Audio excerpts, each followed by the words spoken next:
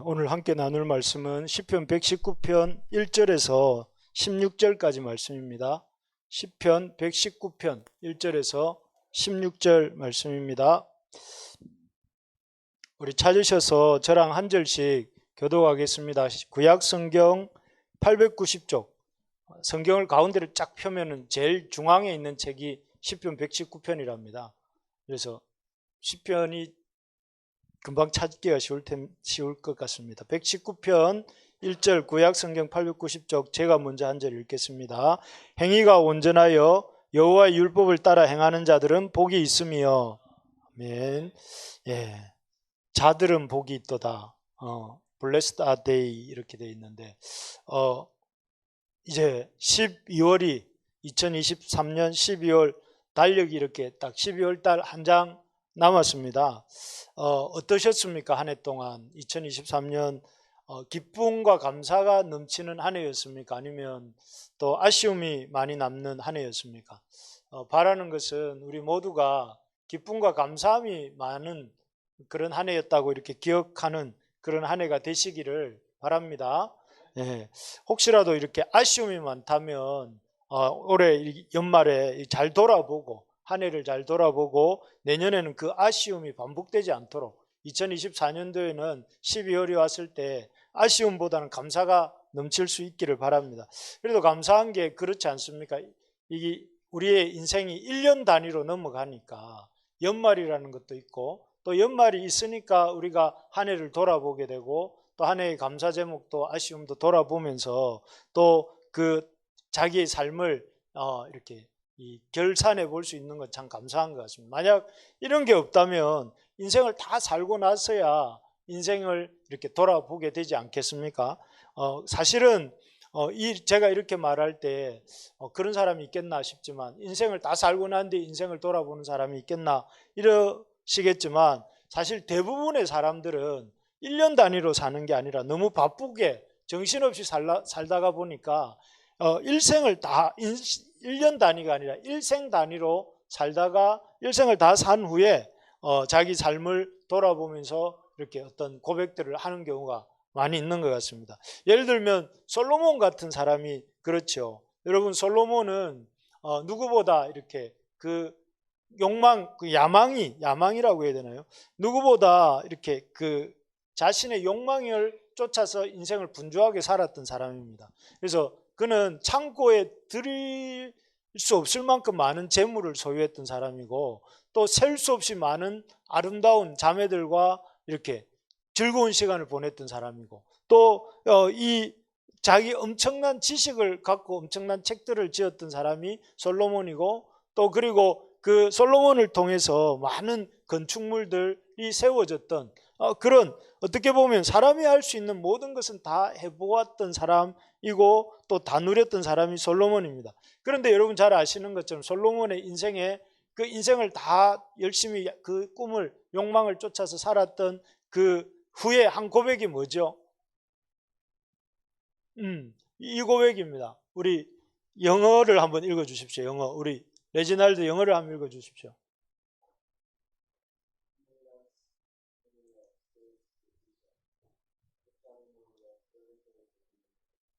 위에 겁니다. 그죠?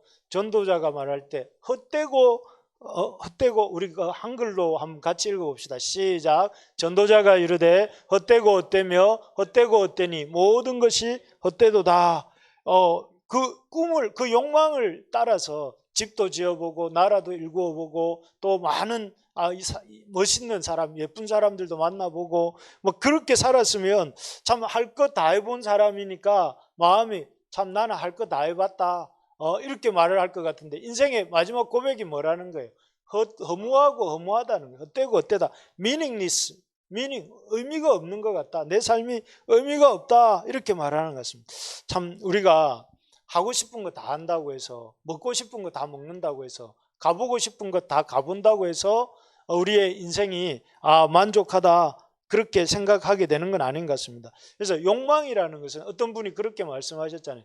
욕망은 소금물이다. 소금물 같은 것이다. 소금물은 어떻습니까? 여러분 목이 마르다고 바닷물을 마시면 그러면 목 마름이 잠시 해결되는 것 같지만 그 욕망이 해결이 됩니까? 그 목마름이 해결이 됩니까?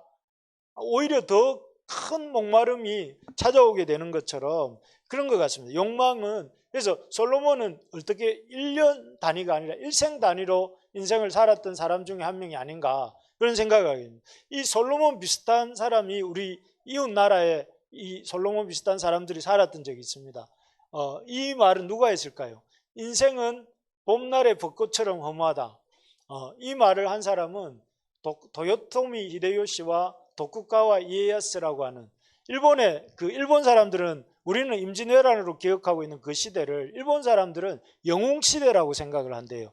오다 노부나가, 도요토미 히데요시, 도쿠가와 이에야스 3대 영웅이 이렇게 일본 전국을 통일하고 그 전국을 통일한 여세를 몰아서 이렇게 조선 땅을 밟고 명나라, 그 당시에 그 중국 땅을 이렇게 집어삼키려고 했던, 그러야말로 일본의 전성기라고 생각을 한답니다. 우리는 물론 듣기만 해도 징글징글하지 않습니까?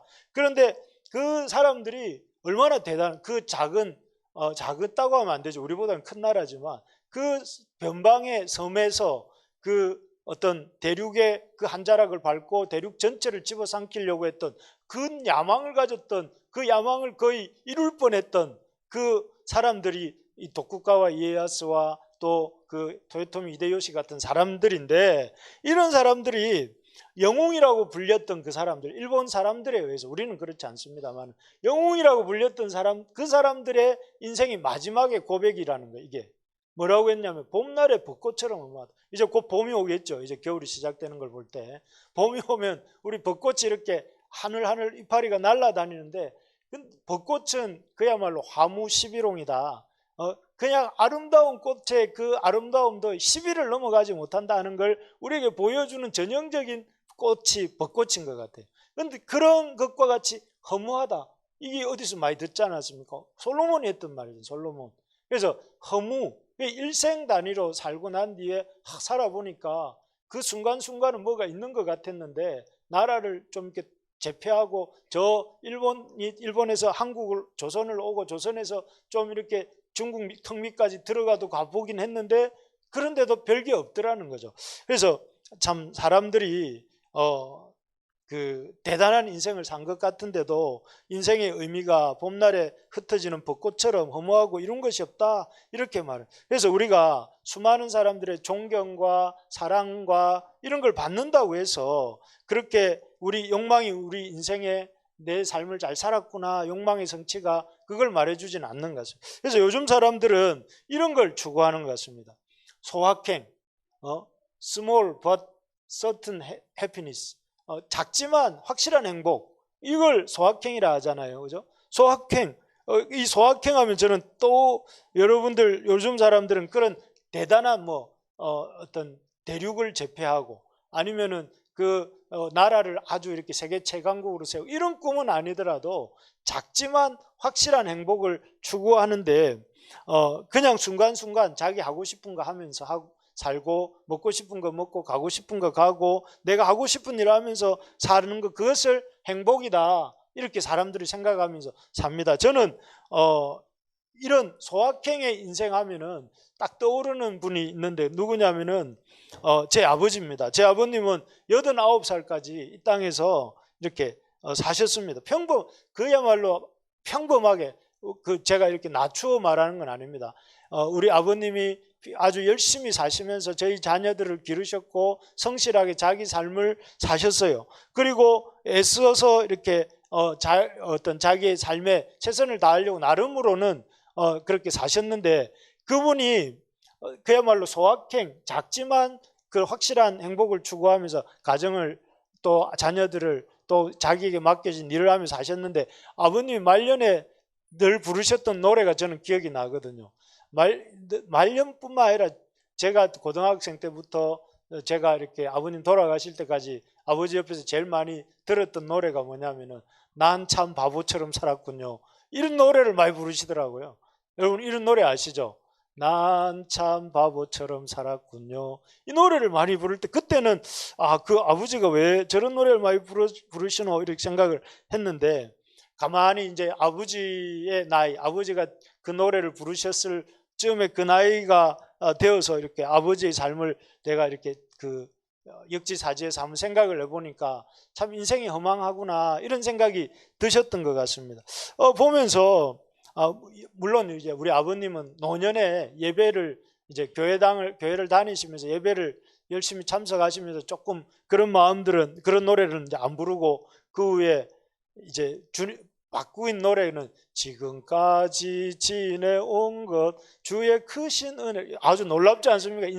인생이 아버님이 참 바보처럼 살았군요 해서 지금까지 지내온 것으로 바뀌었어요. 근데 그 노래 부르기 전까지는 어쨌든 소확행 작은 것을 행복을 두면서 이렇게 살았던 삶에도 그렇게 바보처럼 살았군요라고 이렇게 결론이 내려졌던 것 같습니다. 참 저는 우리 부르심의 가족들 중에 한 사람도 이런 고백 안 했으면 좋겠어요. 허무하다. 인생이라는 것이 봄날의 벚꽃처럼 허무하다. 헛되고 헛되니 헛되고 헛되도다 하면서 그렇게 인생의 마무리를 이렇게 마지막에 그런 고백을 하는 사람들이 한 명이라도 나오지 않게 되기를 바랍니다. 그래서 여러분 그렇다면 우리가 그런 이런 허무한 고백을 하지 않고 내 인생 참 미닝리스가 아니고 미닝풀한 삶을 살았다. 아주 의미 있는 삶을 살았다 하면서 즐거워하고 만족하고 기뻐하는 삶을 살려면 어떻게 해야 될까요? 우리 주변에 혹시 그런 삶을 산 사람들이 있을까요? 미닝풀한 인생을 살고 의미 있는 인생을 살고 보람 있는 인생을 살고 나는 내 인생 참 잘 살았다 할 때 저는 딱 떠오르는 사람이 있습니다. 여러분도 아마 있을 텐데요. 어떻게 이렇게 허무하지 않고 의미 있는 삶을 살 것인가 할 때 떠오르는 인물이 누구냐면 예수님입니다. 예수님. 여러분 예수님이 돌아가실 때에 하신 마지막 말씀, 이 땅에서 남기신 마지막 말씀이 요한복음 19장 30절이에요. 요한복음 19장 30절에 이렇게 말씀하시죠. 다 이루었다. 다 이루었다. 여기 보면 it is finished. 예수님이 이 땅에 오셔서 이루고자 하신 바를 다 이루었다. 이렇게 말씀해요. 그래서 예수님 마지막에 숨을 거두시면서 뭐라고 말씀하시냐면은 아버지여 내 영혼을 부탁합니다 하면서 돌아가시잖아요.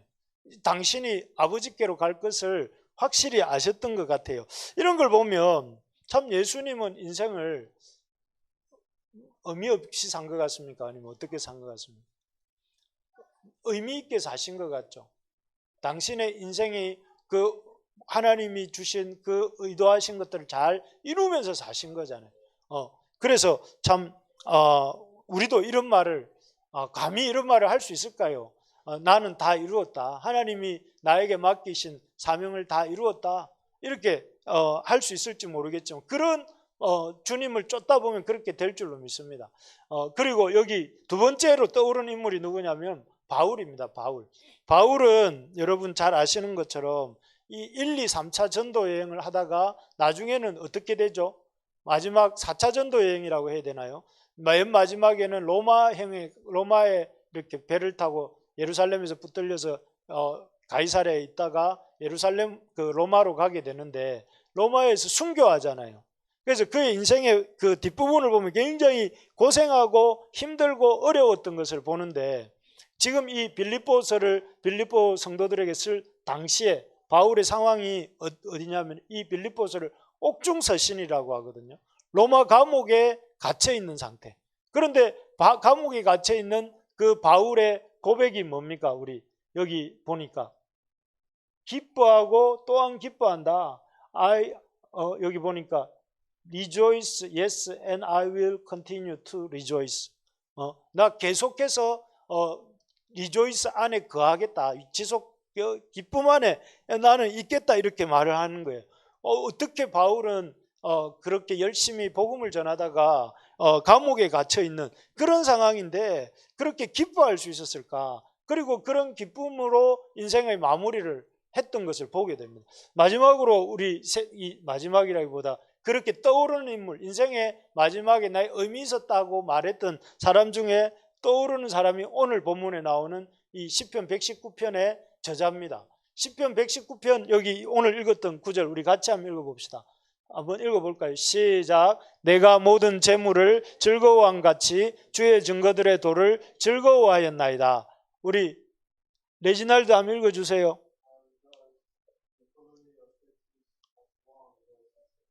예, 우리 표준 아프리칸 잉글리시로 우리 우리 레지날드가 이렇게 읽으니까 좀 더 의미가 낯설게 다가옵니다. 정말 기뻐한다. 나는 하나님 안에서 이렇게 기뻐하고 그 마치 여러분 지갑이 두둑하면 기분이 어떻습니까? 여러분 지갑이 오늘 용돈을 받든지 뭔 일이 있어가지고 아주 패스포드가 이렇게 꽉 차면 기분이 어떻습니까? 기분이 나쁩니까? 대답해 주십시오. 기분이 좋잖아요. 그런 것처럼 이 지금 시인은 기뻐하고 있어요. 엄청 재물을 여기 보십시오. 모든 재물을 즐거워한 같이. 그런데 당시에 그 이 시편 119편의 저자가 두 사람으로 추정이 돼요. 이 시편 119편이 고아의 시편이다 이렇게 불리거든요. 왜냐하면 저자가 알려져 있지 않기 때문에 고아의 시편이다 이렇게 부르는데 이 시편 저자가 첫 번째는 다윗일 것이다. 왜냐하면 다윗은 누구보다 말씀을 사랑한 사람이기 때문에 시편 119편 176절까지 있어요. 성경에서 가장 긴 장인데 이 책의 저자는 다윗일 것이다. 그게 오래전에는 유력했습니다. 그런데 최근에는 이 시편 119편의 저자를 누구라고 하느냐면은 에스라일 것이다. 에스라가 이제 바벨론 포로에서 돌아와서 이제 그 나라를 잃고 국민으로서의 정체성을 참 이렇게 희미하게 갖고 있는 유대인들에게 하나님의 그 말씀 사랑하는 것들을 가르치기 위해서 쓴 서신이 이 시편 119편이다. 그래서 시편 119편의 저자를 에스라와 그의 시대의 사람들로 본다면 이 시편은 사실 이렇게 말할 만한 상황이 아니었습니다. 시편 119편의 저자 에스라가. 왜냐하면은 이 사람들이 무려 한 BC 586년에 유다가 망하고 에스라가 돌아왔을 때는 BC 470년경 BC 450년경이니까 무려 한 130년쯤 지난 후에 돌아옵니다. 돌아오니까 한 4세대 만에 돌아온 거죠. 한 세대가 30년으로 보면 4대 만에 돌아왔는데 얼마나 대단합니까? 자기가 그 바벨론에서 4대 정도 살면서 뿌리를 내렸어요. 그런데 하나님 말씀에 예루살렘에 이렇게 돌아갈 것을 예루살렘이 불타고 예루살렘이 회파되었다는 소리를 듣고 그 앞서 에스라 1차 귀환이 누굽니까? 그 스룹바벨이 1차 귀환을 하잖아요. 1차 귀환을 하고 2차 귀환을 에스라가 해서 이렇게 돌아온 거예요. 사람들을 이끌고 130년 만에 돌아왔는데 돌아오니까 이 사람들이 막 박수를 쳐주면서 그 믿음으로 그 바벨론 땅을 출바벨론을 해서 그 고국 예루살렘으로 돌아오다니 정말 당신 믿음이 대단합니다. 그 안정된 지위와 삶을 다 놔두고 오시다니요 하면서 얘기해 준 게 아니라 돌아오니까 그 주변에 있는 민족들 사마리아 족속들이 반대를 하고 또 돌아온 유다 백성들 사이에 싸움이 일어나고 또 나중에 보면 나라는 여전히 바벨론에서 바사에서 또 그리스로 그 나라는 점점점 더 이렇게 제국의 지배에서 벗어날 줄을 모르는 그런 상황이에요. 그러면 그 상황이 자기들은 이렇게 자기들이 헌신하고 믿음의 결단을 하고 돌아오면 상황이 잘 풀릴 줄 알았는데 돌아와 보니까 여전히 이 외적들과 내부의 싸움과 또 이렇게 제국들의 압제 속에 살고 있는데 지금 뭐라고 말을 하는 것입니까? 즐거워한다고 이렇게 말해요. 즐거워한다. 여러분 이게 바로 오늘 우리가 나누려고 하는 겁니다. 어떤 사람들은 인생을 다 살고 난 뒤에 허무하다고 말을 하고 참 너무 바보처럼 사는 것 같다고 이렇게 말씀하는데 그런데 예수님도 그렇고 바울도 그렇고 시편 119편의 저자도 그렇고 기쁘다고 하고 즐겁다고 하고 또 하나님 앞에서 다 이루었다고 만족한다고 이렇게 말을 하는 그런 이유가 어디에서 나오는 걸까요? 여기 한번 보십시오. 여기 이곳에서부터 바벨론 땅 이곳으로부터 여기 예루살렘까지 수천리 길을 이렇게 걸어서 이렇게 돌아왔잖아요. 에스라가 돌아왔음에도 불구하고 그 땅에는 여전히 그 자신들이 없는 동안에 세력을 잡고 있던 세력들에 의해서 이 예루살렘 유다 백성들이 고통을 당하고 있었는데도 아까 본 것처럼 즐거워하였다고 한 것이죠. 여기 보시면 즐거워한다고 하고 16절에도 즐거워한다고 했는데 어떻게 이게 기뻐할 수 있었는가? 허무하다 하지 않고 기뻐할 수 있었는가? 이게 우리가 오늘 한번 생각해보고 또 배워보려고 하는 것입니다. 우리 한번 노란 글씨 한번 같이 읽어봅시다. 시작. 주님과 바른 관계, 이렇게 되어 있습니다. 주님과 바른 관계에 있는 것이 우리 인생의 노년에 허무하다 하지 않고 기뻐할 수 있는 이유가 됩니다. 여러분, 우리가 지도를 보고 어디를 찾아간다고 합시다. 아까 앞에 여기 이런 지도가 있었다 아닙니까? 이런 지도를 보고 찾아간다고 할 때, 어디를 간다고 할 때, 이 지도에서 제일 중요한 게 뭔지 아시는 분? 이 지도를 볼 때, 어딘가를 내가 지도 한 장 들고 찾아간다고 할 때에 그 지도에서 제일 중요한 게 뭘까요? 동서남북이 중요하다. 또 뭐가 중요하겠습니까? 중요한 거는 나의 위치입니다. 내가 어디 있느냐를 알아야, 그 지도상에서 내 위치가 어딘지, 여긴지 저긴지를 알아야 어디로 가야 될지, 동서남북도 필요하고 동서남북에서 내가 어떻게 얼마만큼 가야 될지를 확인할 수 있잖아요. 지도가 뭐 구글 맵이냐 네이버 맵이냐 이런 거 별로 안 중요해요. 중요한 거는 내가 어디 있느냐예요. 내가 어디 있는지를 알아야 그 지도의 위치, 지도 속에 내가 어디 있는지를 알아야 내가 어디로 가야 할지를 알고, 얼마의 속도로 얼마의 거리를 얼마만큼 가야 내가 그곳에 도달할 수 있는지를 알게 되겠죠. 그렇습니까? 안 그렇습니까? 그렇잖아요. 그런 것처럼 우리가 삶을 사는 데 있어서도 중요한 게 뭐냐면은 내가 누구이며 내가 어디에 있고 어디로 가고 있는지를 아는 게 중요하다는 것이죠. 그래서 우리 삶에서 중요한 것은 내가 어떤 지위에서 어떤 삶을 사느냐가 아니라, 우리가 허무하지 않고 만족하고 기쁨이 있는 삶을 사는 것은, 그것을 결정하는 것은 뭐냐면 나와 하나님과의 관계입니다. 하나님과의 관계. 내가 하나님과 나는 무슨 관계가 있는지, 나는 하나님과의 어떤 관계 속에 어떻게 살아야 되는지를 아는 것이 중요한데, 그래서 하나님이 주신 것이, 내 인생이라는 것이 하나님이 주신 인생이고, 하나님이 주신 인생 속에서 내가 어느 시점에 있다 하는 것을 알 때에 우리가 어떻게 살아야 될지를 알게 된다는 것이죠. 그래서 앞에서 예를 들었던 분들을 한번 생각해 봅시다. 예수님, 또 누구를 제가 예를 들었죠? 바울, 그리고 또 시편 119편의 저자 에스라를 예로 들었어요. 이런 사람들의 공통점은 뭡니까? 예수님이 자기 인생에서 다 이루었다 할 때 그 다 이루었다는, 뭘 다 이루었다는 거였죠?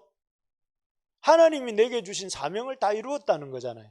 하나님 내게 주신 그 사역을 다 이루었다. 십자가와 그 죽으심을까지 도달할, 나심으로부터 죽으심까지 하나님이 주신 그것을 다 이루었다는 거잖아요. 또 그러면 바울이 그렇게 그 빌립보 감옥에서, 로마 감옥에서도 빌립보 성도들을 향해서 기뻐하고 또한 기뻐한다고 말할 수 있었던 이유가 뭡니까? 우리 너무 잘 아는 사도행전 20장 25절에 24절에 보면 뭐가 있습니까? 나의 달려갈 길과 주 예수께 받은 사명, 그 은혜의 복음 증거하는 일을 마치려 하면은 나의 생명을 조금도 귀한 것으로 여기지 아니하노라, 이렇게 말했잖아요. 거기에 보면 자기에게 맡기신 사명을 향해 달려가고 있었고, 그 사명을 내가 다 이루었다고 생각했기 때문에 바울은 어떻게 생각해요? 기뻐하고 또 기뻐한다고 말할 수 있었던 거예요. 그 이유는 뭐냐? 자기에게 주신 사명을 자기가 잘 감당하고 있다고 자기가 이렇게 알았기 때문에 그렇죠. 시편 기자도 마찬가지입니다. 시편 기자도 그 자기가, 시편 기자가 자기의 어떤 삶에 대해서 즐거워할 수 있었던 이유는 주의 율례를 지키게 해달라고 했고, 그리고 그 주의 계명을 떠나지 말게 해달라고 했고, 그 주의 계명대로 자기의 삶이 진행되고 있다는 사실에서 그것이 이렇게 자기 삶의 기쁨으로 이렇게 작용하게 됐던 것을 보게 됩니다. 여러분, 삶의 마지막에 우리가 허무하다 하지 않고 이렇게 우리가 만족하고 기뻐하고 즐거워할 수 있는 방법은 뭐냐면은, 우리 자신의 삶에서 하나님을 가장 중요하게 생각하고 그분 앞에서 달려가는 삶이 될 때에 그렇게 우리가 기뻐하고 감사할 수 있다 하는 것입니다. 사실 여러분, 우리 대부분의 사람 올 한 해를 돌아볼 때에 아까 달력 보셨지만 아쉬움이 많이 남는 분들이 더 많을 거예요, 그죠? 돌아볼 때 이렇게 했었더라면 저렇게 했었더라면 이런 부분들이 있다면, 그런 이유들의 대부분은 어디서 오는가 하면은, 여러분, 하나님과의 관계 속에서 내가 해야 될 바들을 내가 놓친 건 아닌지 돌아보자는 것이죠. 그래서 지난주에도 제가 말씀드렸지만 우리가 좀 영적인 근심을 좀 해야 된다. 세상적인 근심은 좀 내려놓고 내가 어떻게 하면 하나님 앞에 하나님을 기뻐하는 자가 될 것인지, 또 하나님을 기쁘시게 하는 자가 될 것인지를 좀 우리 고민하면서 삽시다, 이런 얘기를 했는데 그런 것들을 한번 돌아보면서 우리가 첫 번째로 하나님 앞에서 우리가 미닝풀한 인생을 살려고 한다면, 의미 있는 인생을 살려고 한다면 하나님과 바른 관계를 갖는 것이 중요하다. 그래서 바른 관계에 놓이지 않을 때, 솔로몬도 그랬잖아요. 솔로몬이 하나님의 야망을 쫓아 살다가 하나님을 놓쳐버렸기 때문에 헛되고 헛되도 하는 그런 인생 쪽으로 간 것이잖아요. 그래서 우리가 그런 것들을 생각해야 되겠고, 두 번째로 허무하다 하지 않고 기뻐한 이유는, 자, 우리 노란 글씨 한번 더 읽어볼까요? 시작. 행하고 지키며 살았기에. 여러분, 여기 보면 이 시편 119편에서 계속 나오는 것이 행했다는 말들이 나와요. 그래서 119편 1절에도 보면 이렇게 나옵니다. 행하고 여호와의 율법을 따라 행하는 자들, 요 뒤에 보면 뒤에 안 올려놨네요. 시편 119편 1절에 보면 여호와의 율법을 따라 행하는 자들이 복이 있다, 이렇게 말이 1절에. 또 2절에 보면 여호와의 증거들을 지키고 전심으로 구하는 자들이 복이 있다, 이렇게 말을 하고, 3절에도 보면 불의를 행하지 아니하고 주의 도를 행하는 자가 복이 있다, 이렇게 되어 있어요. 여기에서 나온 단어들을 제가 따온 게 행하고 지키며 살았다, 이렇게 요약을 했습니다. 여러분, 이 중요한 게 뭐냐면은 우리의 신앙의 가장 큰 문제점 중에 하나가 뭔지 아십니까? 신앙의 가장 큰 문제점 중에 하나는 듣기만 하고 행하지 않는다는 거예요. 듣기만 하고 듣는 것으로 끝날 때가 너무 많다는 거예요. 지난주에 제가 전한 말씀이 뭐였다고요? 우리 영적 근심을 좀 합시다. 세상 근심하지 말고. 그런데 오늘 딱 와서 생각해 보니까 여러분, 지난 한 주간 영적 근심을 많이 한 것 같습니까? 세상 근심을 많이 한 것 같습니까? 지난 6일 동안 세상 근심을 많이 하셨죠. 저도 뭐 그런 사람 중에 한 명이겠지만 그래서 여러분, 우리가 영적 근심을 하는 삶을 살려면 지난주에 제가 몇 가지를 이렇게 살아야 됩니다 이럴 때, 하나님 말씀을, 목회자를 통해서 주시는 말씀을 내게 주시는 말씀으로 들어야 됩니다, 이런 말 했죠. 목회자가 여러분들에게 주실 때, 말씀을 들을 때 잘 귀에만 들어오고 잊어버리는 이유 중에 하나는 그 말씀을 그냥 이렇게 목사님이 나가 아닌 저 사람에게 주는 말로, 아니면 목사님이 그냥 머릿속에서 그냥 만들어낸 말로 이렇게 생각을 하니까 내가 이렇게 그 말을 들어도 금방 잊어버리는데, 목사님을 통해서 목회자를 통해서 여러분들에게 주어지는 말씀이 하나님이 그 목회자를 한 주 동안 계속 생각하게 만들어서 그 말씀을 우리에게 주신 말씀이다, 나에게 주신 말씀이다 생각을 할 때, 그 말씀을 들을 때 어떻게 듣겠습니까?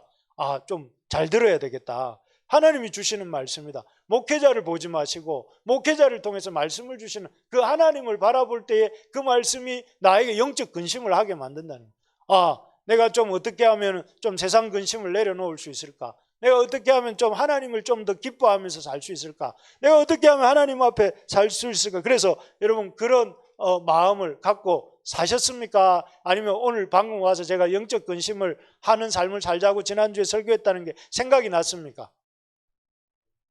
생각이 났죠? 아니, 이거 물론 이렇게 그렇게 생각 안 하고 주중에 저한테 전화한 분이 딱 2명 있었습니다.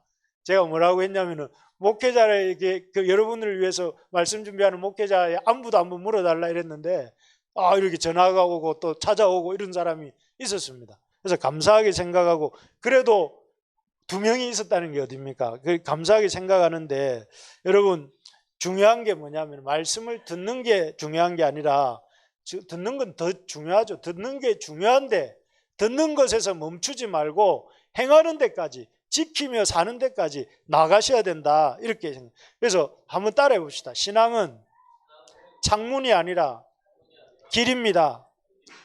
창문은 뭐예요? 보는 거예요. 보는 거. 저 밖이 어떤지, 비가 오는지 눈이 오는지, 날씨가 좋은지, 사람이 지나가는지 보는 거예요. 그렇지만 길은 뭐예요? 보는 게 아니고 가는 거예요. 가는 거. 근데 예수님이 예수님을 따르는 제자들에게 제자도를 가르쳤어요. 제자도를 가르쳤단 말이에요. 제자도라는 건 제자로서 걸어가야 될 길을 가르쳐 주신 것이지, 예수님이 그래서 이 도라고 이제 사도들도 그 무리들에게 말씀을 전할 때 이 도에 거하라, 이 도라고 말하는 것이 그게 길이란 말이거든요. 그래서 여러분 이 우리 성도의 신앙생활을 요약한, 제가 우리 수요 기도회 때 나누었던 철로 역정을 영어로 뭐라고 합니까? Pilgrim's Progress라고 돼 있어요. 필그림이 순례자라는 말이잖아요. 순례자의 프로그레스는 뭐예요? 이 여정이라는 말이거든요. 여정. 길에 가는. 그러니까 성도의 신앙생활은 이렇게 가는 거예요. 가는 거. 성도의 신앙생활은 이렇게 보는 게 아니고 가는 거예요. 그러니까 이 시편 119편의 저자가 어떻게 즐거워할 수 있었는가? 가고 있었게. 여러분, 게으르게 그냥 가만히 보고만 있으면, 게으름은 사단이 가장 좋아하는 이 역사의 통로예요. 다윗이 그랬잖아요. 그거 언제 범죄합니까? 게으를 때 범죄하잖아요. 그러니까 우리가 하나님의 사람으로서 어떻게 인생을 허무해지지 아니하고 의미 있는 삶을 사는 길은 무엇이냐면 영적으로 부지런해져야 된다는 거예요.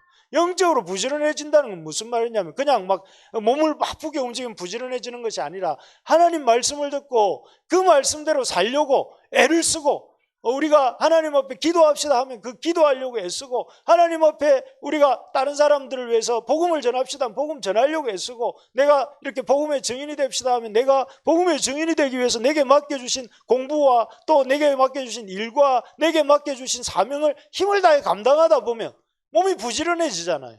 부지런해질 수밖에 없잖아요. 그러면 그 가운데 하나님이 그 사람에게 이 의미 있는 삶을 살게 해주는. 그래서 여러분, 우리가 참 하나님 말씀대로 살려고 한다면, 허무해지지 않는 삶을 살려고 한다면 행하고 지키는 삶을 어떻게 하면 말씀대로 살 것인가? 여러분, 이게 영적 근심입니다. 영적인 근심을 가지고 다른 세상 일은 근심할 게 아니고 하나님 앞에 기도하고 내 있는 힘을 다해서 내게 맡겨준 삶을 살아내므로 세상 근심은 우리가 감당할 수 있다면, 영적인 근심은 하나님 앞에 내가 좀 더 어떻게 하면 하나님을 의지할 수 있을까, 이렇게 살아가는 거죠. 그래서 이렇게 행하고 지키며 사는 삶을 살기 위해서, 마지막입니다. 우리 한번 읽어봅시다. 시작. 말씀을 품고 나누었기에. 예, 이분들, 여러분, 예수님, 그 다음에 바울, 시편의 저자인 에스라, 이 사람들의 공통점은 뭡니까? 신약 성경이 없었다는 거예요. 이분들은 구약 성경만 갖고 살았던 분들이잖아요. 그런데 이분들은 구약 성경만 갖고 살았는데도 우리가 어떻게 이분들만 떠올리면서 배울 수 있는 분이 됐을까요? 이분들은 하나님 말씀을 외운 사람들이에요. 여기 보면 뭐라고 했냐면은 주의 입의 모든 규례들을 나의 입술로 선포하였다고 하면서 주의 말씀을 내 마음에 두었다고 했고, 주의 법도들을 작은 소리로 읊조리며 주의 길들에 주의하며, 계속해서 주의 말씀을 내 마음에 두고 읊조리는 가운데 그것을 이렇게 재물을 즐거워한 같이 주의 증거들을 즐거워하면서, 돈을 세는 것처럼 주의 말씀 읽는 것을 즐거워하고, 돈을 버는 것처럼 주의 말씀 외우는 것을 즐거워하면서 그것을 자기 마음에 두고, 그렇게 마음에 두면서 살아갈 때에 그 마음이, 그 삶이 주께 초점이 맞춰진 인생들이 되었던 분들이 에스라요, 바울이요, 예수님이요, 이런 분들이었다는 거예요. 사실 여러분, 우리가 듣는 것도 귀하지만 듣고 그 말씀을 외우고 또 외울 정도로 읽으면서 그렇게 우리가 살아갈 때에 그 말씀이 그 사람을, 그랬잖아요. 시편 119편 이 105절에 보면 주의 말씀은 내 발의 등이요 내 길의 빛입니다, 이렇게 말이 나와요. 어떻게 말씀이 빛이 되길 수 있어요? 말씀이 반짝반짝 빛을 내어가지고 우리의 갈 길을 보여주는 거예요. 캄캄한 인생길에서, 더 캄캄한 인간관계에서, 캄캄한 재물생활에서, 캄캄한 우리의 이런 인생길에서 그 캄캄함을 비춰주는 게 뭐라고 하냐면은 재물이 빛이요 아니면 사람이 빛이요 이렇게 안 하고 하나님의 말씀이 내 발의 빛이요 등이라고 이렇게 말해요. 여러분, 뭘 말씀드리고 싶으냐면은 우리가 주의 말씀을 우리의 마음에 두는, 이게 필요합니다. 그래서 여러분, 하루에 한 번 큐티 하는 게 또 힘든 일이지만, 여러분 마음의 말씀을 하루에 한 번 큐티하는 게 어려우면 주일날 저는 적어도 우리 교회 식구들은 오늘 이번 주에 들었던 말씀을 마음에 좀 새기고 한 주 내내 기억하려고 애써 보시기 바랍니다. 그냥 뭐 이렇게 외우라 이런 게 아니라 지난주에 목사님이 뭐라고 설교를 했다 이 정도로라도 이렇게 머릿속에 남기려고 하면은 그 말씀이 여러분들의 삶을 일주일 동안 여러분들의 삶에 빛이 되고 등이 된다는 거죠. 그리고 그것을 하기 위해서 적극적으로 뭘 했냐면은 주의 입의 모든 규례들을 나의 입술로 선포하였다 이렇게 되어 있습니다. 그래서 아까 뭐라고 했냐면 나누었다고 그랬어요. 여러분 유대인들이 다 좋은 건 아니지만 유대인들이 아주 세계적인 영향력을 끼치고 있는 부분들이 있잖아요. 그런 부분들의 비결을 뭐라고 합니까? 하브루타란 말 들어보셨습니까? 하브루타가 어떤 거예요? 하브루타란 말이 하베르란 말에서 나왔거든요. 하베르가 무슨 말이냐면 짝이란 말이에요. 짝. 히브리인들은 공부를 할 때 그냥 이렇게 막 우리처럼 막 중얼중얼 하면서 외우는 게 아니라 서로 짝과 하베르와 짝을 이루어서 이렇게 묻고 답하고 하면서 그렇게 공부를 해요. 그래서 히브리인들이 이용하는 그 도서관은 예시바라는 그런 그 예루살렘 대학 예시바라고 하는 도서관을 옛날에 다큐멘터리에서 비춰준 적이 있는데 거기에 가보니까 시끄러워요. 시끌 하는데 그게 뭐냐면은 말씀을 서로 나누는 거예요. 계속 묻고 나는 이 말씀이 이런 뜻이라고 생각한다. 그러니까 상대편에서 나는 그렇게 생각을 안 하고 이 말씀은 이렇게 생각한다. 그러면 왜 너는 그렇게 생각하냐? 나는 이 말씀이 이러니까 이렇게 생각한다. 나는 그렇게 생각. 그러면서 서로 주고받고 하니까 서로가 몰랐던 것들을 배우게 되고 내가 뭘 아는지 내가 뭘 모르는지를 알게 되고 그러다 보니까 이 사람들이 나중에는 머리가 깬 거예요. 그래서 국민 평균 IQ가 이스라엘 사람들은 98밖에 안 된대요. 우리 한국 사람들보다 IQ가 낮아요. 그런데도 저 사람들이 그렇게 아주 똑똑하고 잘하는 면도 있고 못하는 면도 있지만 부족한 면도 있지만 어쨌든 그들이 갖고 있는 능력을 최대한으로 드러낼 수 있었던 이유 중에 하나가 뭐냐면은 이런 성경에서 말씀하는 이런 말씀을 나누는 삶을 사는 부분들이 있는 거죠. 유대인들이 오늘날 이스라엘 사람들로 이어지는 거잖아요. 그죠? 그래서 뭘 말하려고 하냐면은 우리가 하나님 말씀을 품는 것에서 그치지 말고 적극적으로 이렇게 나누어야 됩니다. 그래서 여러분 우리가 같이 1대1로도 성경을 공부하잖아요. 어제도 보니까 우리 다인자매하고 사모님이 이렇게 성경 공부를 하더라고요. 또 우리도 이렇게 성경을 공부하잖아요. 성경을 공부하면서 묻기도 하고 답하고 그리고 모여서도 성경을 좀 공부하고 성경을 읽기도 하고 전체적으로 읽기도 하고 1대1로도 성경을 공부하고 그룹으로도 성경을 공부하고 대화하고 그러면서 성경을 이렇게 우리가 열심히 배워가는 길이 뭐라고 하느냐면 삶을 허무하다 하지 않고 이렇게 나중에 기뻐하면서 우리가 삶을 마무리할 수 있는 길이다 하는 것입니다. 바라는 것은 저는 우리 교회가 우리 모든 성도님들이 하나님 말씀을 사랑하고 그 말씀을 열심히 배우고 또 그 말씀대로 이렇게 살고자 지키고자 애쓰면서 그렇게 또 열심히 그 말씀을 나누는 또 다른 사람들에게 가르쳐주고 또 배우기도 하고 또 함께 공부하기도 하는 그런 우리 교회가 되기를 소망합니다. 그래서 여러분 이게 히브리어 그렇습니다. 히브리어 알파벳입니다. 히브리서 오늘 시편 119편을 봤는데 119편이 아까 몇 절까지 있다고 했습니까? 176절까지 있다고 했거든요. 알파벳 22자인데 이게 여기부터 읽는 거거든요. 여기 알파벳은 이쪽에부터 쭉 읽어 나오는 22자인데 각 구절당 알파벳 한자당 8자씩 해서 한 연이 구성이 돼요. 1절에서 8절까지는 알렙으로 쭉 쓰여져 있거든요. A라고 영어로 치면 A라고 할 수 있는데 히브리어는 알렙 그 다음에 베트로 8절 그 다음에 김멜로 또 8절 이렇게 해서 쭉 구성되면 8 곱하기 22 하면 얼마입니까? 176절이에요. 그러니까 이걸 아이들이 그 히브리 아이들은 이 시편 119편을 기본적으로 외우고 시작하는 거예요. 8절 알렙으로 8절 그 다음에 베트로 8절 김멜로 8절 이렇게 외우다 보면 제일 마지막에 가서 탑으로 가서 이렇게 그 8절을 하면 176절. 그래서 시편 119편은 암송령으로 기록된 시편입니다. 이게 그냥 그 시편 119편의 가장 중요한 요점은 무엇이냐면은 하나님 말씀이 얼마나 중요한가를 가르치는 거거든요. 그래서 우리가 시편 119편을 다 외웁시다 이러면 여러분들 힘드시겠지만, 그까지는 우리 경훈이가 한번 외워보고 싶은 표정을 지었는데 어쨌든 뭐 한번 도전해 보시면 좋겠어요. 그래서 우리가 성경을 그 정도로 열심히, 이 사람들은 그냥 듣는 정도가 아니라 외우고 외운 것을 나누고 이렇게 했다는 것이죠. 저는 그래서 우리 교회가 말씀으로 좀 시끌시끌한 교회가 됐으면 좋겠습니다.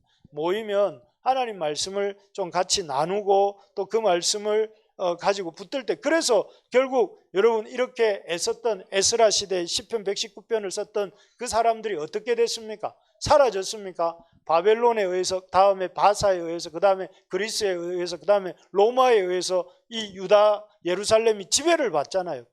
초강대국들 사이에 이렇게 낑겨 있는 작은 나라가 이스라엘이잖아요. 그런데 그 나라가 지금까지 존속하고 강한, 지금 물론 중간에 나라가 없어진 적도 있긴 하지만 존속해 올 수 있던, 그 민족이 존속해 올 수 있었던 것은 바로 이런 하나님의 말씀을 이렇게 붙들고 이렇게 살아남았기 때문에, 나중에 예수님도 그 400년쯤 지나서 예수님이 오시고 하나님 나라가 시작되게 되잖아요. 그래서 우리가 우리의 인생을 마지막에 허무하다 하지 않고 이렇게 의미 있게 살았다라고 고백할 수 있는 그 근거가, 그 방법이 무엇이냐? 하나님과 바른 관계를 맺는 것이다. 두 번째로는 말씀을 행하고 지키며 살아야 된다. 세 번째로는 우리가 말씀을 품고 힘써 나누어야 된다. 그래서 말씀을 여러분 힘있게 붙드는 그런 이번 남아있는 한 달이 되고, 또 내년 2024년도 우리 교회가 또 말씀을 향해서 열심히 나아가는 그런 한 해가 되기를 소망합니다.